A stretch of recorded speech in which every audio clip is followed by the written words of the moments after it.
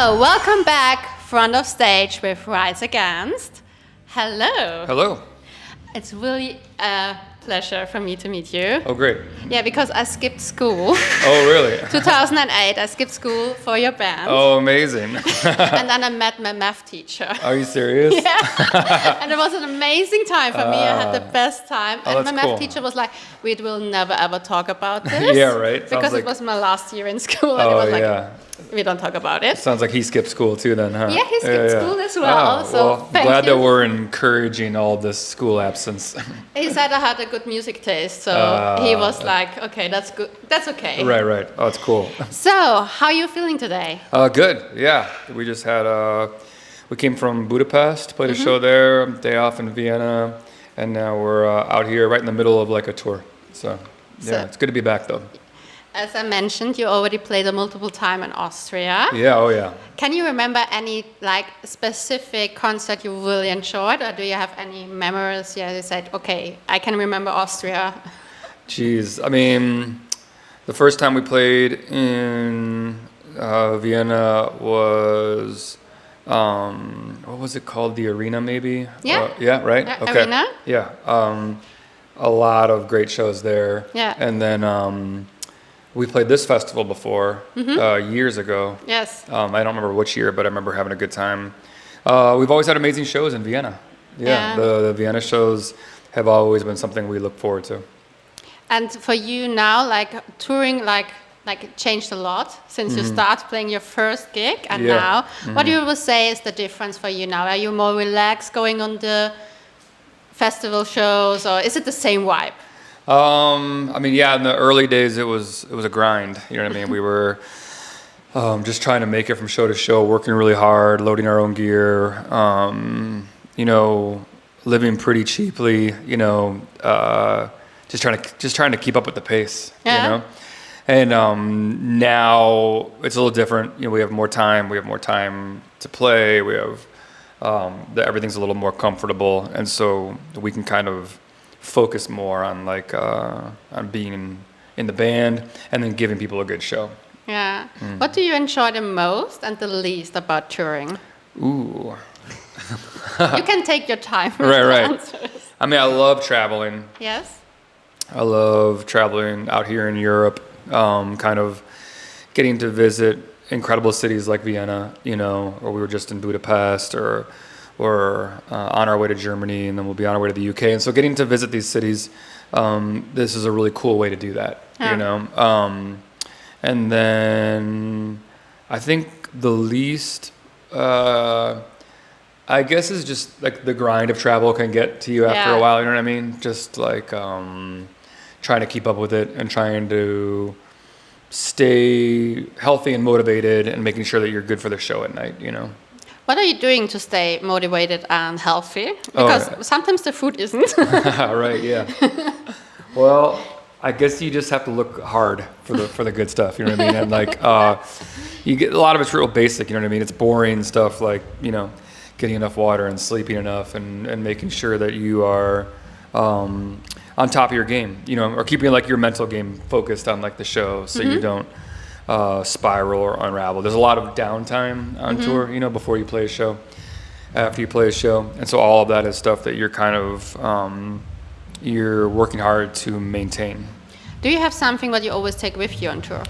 I take a bike on tour. Really? So I like to cycle. That's kind of like my zen, because oftentimes we're sort of trapped in a backstage room like this, you know what I mean? And there's no escape, Yeah, I can understand. Right, and so the bike allows me to kind of escape right away and just get out and just, even if I only go, a few miles or, a little bit, it allows me to kind of get away from the show and the fest kind of culture that you're in all the time, and sort of actually get a little bit of taste for where you are in the world, see the town, see the small shops and restaurants and see the people that live there. And can you say, do you have a special place where you say, okay, I lost a little bit of my heart there? Oh. When you were on tour, you'd say, okay, this was amazing. Right. Memorable moment. I mean, Austria, right? Of course. Except from Austria. Except for Austria. I do love Vienna. Yeah.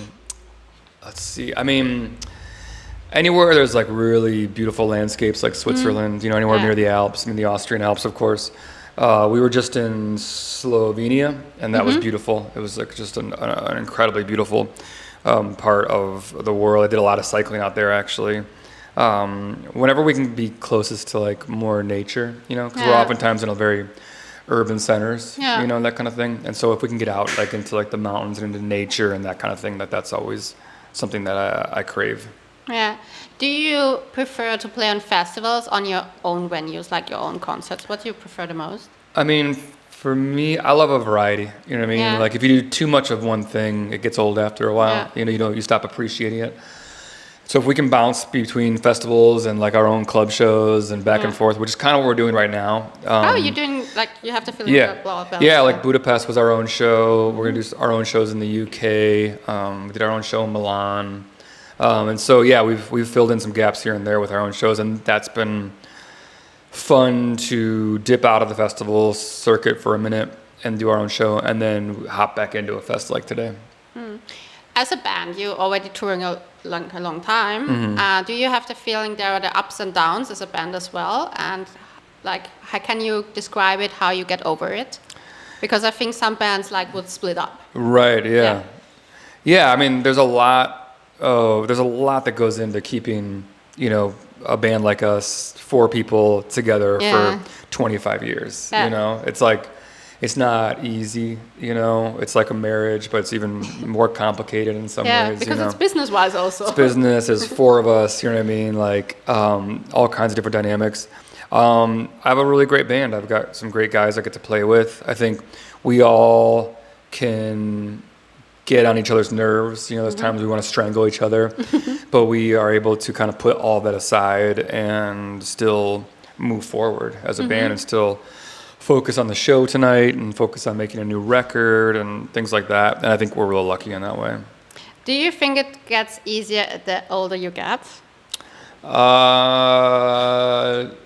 do you think you're more stubborn? Right. I mean, probably get more stubborn, but certain things get easier. You know what I mean? Like we kind of call our own shots. We make more decisions about like how many shows we're going to play, how long we're going to tour. Like we have those luxury of choice to do that. Whereas when we were younger, we were just kind of like the opening band on lots of tours and just jumping on whatever we could get because we had to do it. Yeah. And now that we're older, I think that we've learned a lot about how we can do this and maintain it. But getting older, you know, it's harder to go out at like midnight, you know, for an hour and a half and like sing songs that you wrote when you were like 24. Yeah. You know? Do you have a tradition before you go on stage? Or maybe off the stage? Like. Oh, right. Before stage, I sing. You know what I mean? I just pick up a guitar and I'm just like singing songs, whether they're our songs or maybe somebody else's songs.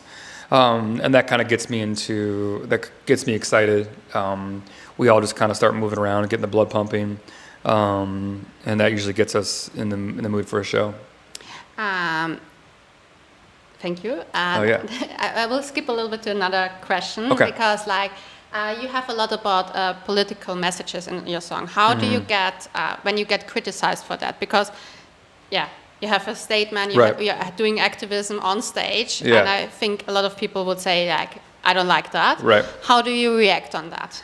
So I think that's something that we've always done from day one, and so we've always been pretty upfront and honest about who we are as a band. We're not afraid to get into politics, and we understand that that's going to poke some people. You know what I mean?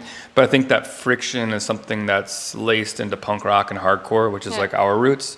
And so we don't mind that. You know what I mean? Like I think music can be confrontational. It doesn't have to be, but it can be, and there can be some beauty in that too. So I like when people react to what we're saying. It means that they're hearing something maybe for the first time, or they're hearing something that's maybe going to make them think about it.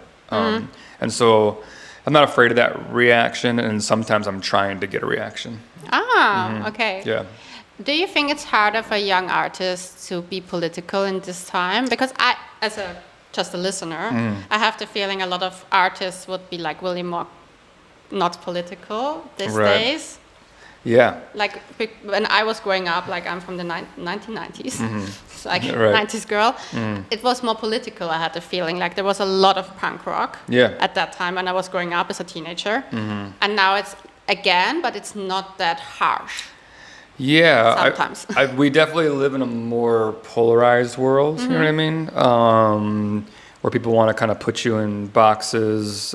Politics are it's like politics on steroids nowadays, you know what I mean? So it's a lot more in your face, it's a lot more exaggerated. People are a lot more, I guess, like enthusiastic about it. So that can be daunting for a young band who's just trying to do their thing and become popular and get fans. My heart goes out to those bands, but I feel like if you don't hold anything back, you know what I mean? If you don't want to talk about politics, don't talk about politics. Yeah.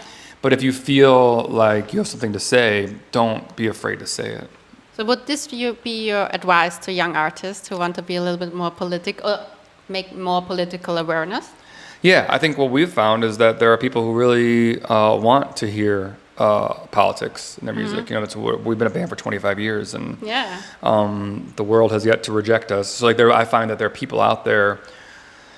They need you, you know, in some ways, to be saying what you're saying. They want to know they're not alone. Yeah. Do you have a feeling that changed something after Corona, like as a band, like also because you had to stop performing for quite a time, Right? And then going back on stage, do you have a feeling that there's a difference? Also, with your maybe the activism changed a little bit. Yeah, I think we definitely came back to the stage after Corona, more appreciative of live music, you know, because we lived in a time where we didn't know if live music was ever coming back. Yeah. And so that made it really special. And then, like COVID and Corona, it brought out a lot more politics, you know, it brought a lot more questions about science and facts and that kind of thing too. And so I think it made jobs like ours even more important, that we can be a part of the solution and not part of the problem, and not contribute to this idea that like science is bullshit and doctors are conspiracy theories and all things like that. I think like we can try to be a part of like a part of the solution, a part of something that understands that we are all in this together. We rely on each other to move forward. Before I did the podcast with you today, I asked my community if they have some questions. Okay. And one of the questions was, how do you think your sound has evolved over the years, and what factors have driven that change? And I found this a really nice question, so I wanted to ask you. Absolutely, I think when we were young, we were sort of young and brash and loud and trying to figure out what our instruments do and what they sound like together and what our songs could sound like. As we got older, we realized what we were capable of doing, what these instruments can do, what sounds good. We write songs, we take them on the road, we see what people respond to, we see what we like playing, we see what is best communicated to an audience. So every record, every tour, we learned a little bit about what was making us happy, and then hopefully what's making the audience happy too. And so everything got refined until we found more and more of our strengths, like what we do good together. And what bands did you influence you when you were younger, and what artists maybe influence you now and you think they're inspiring? Oh, right.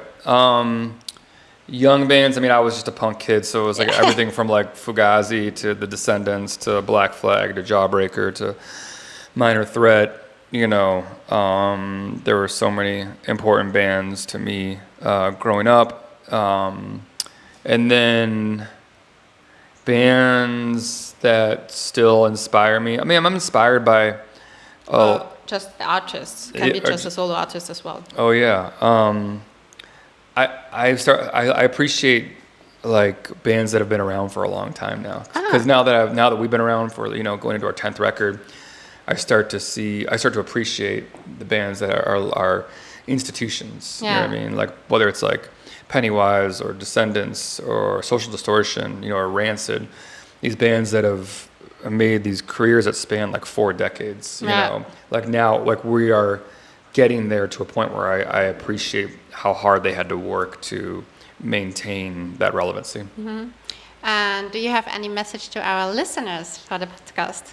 Well, to all the Rise Against fans out there, thank you for all the love that comes out of Austria for our band. We always have an amazing time here, and the fan base here has always made us feel like family. Thank you so much. And Yes. last question, what is your personal goal and what is your band goal, maybe for this year or for the next years? Oh, that's a good question. I think personal goal, I think like appreciate each day a little more. You know what I mean? Appreciate the fact that I get to travel, I get to meet people, I get to play shows. But that's like probably a personal goal. And then for the band, we want to put out a 10th record and still blow people away. Okay, thank you so much Yes, thank you. Yeah. for being guest. Yeah, And that was it with Front of Stage Rise Against.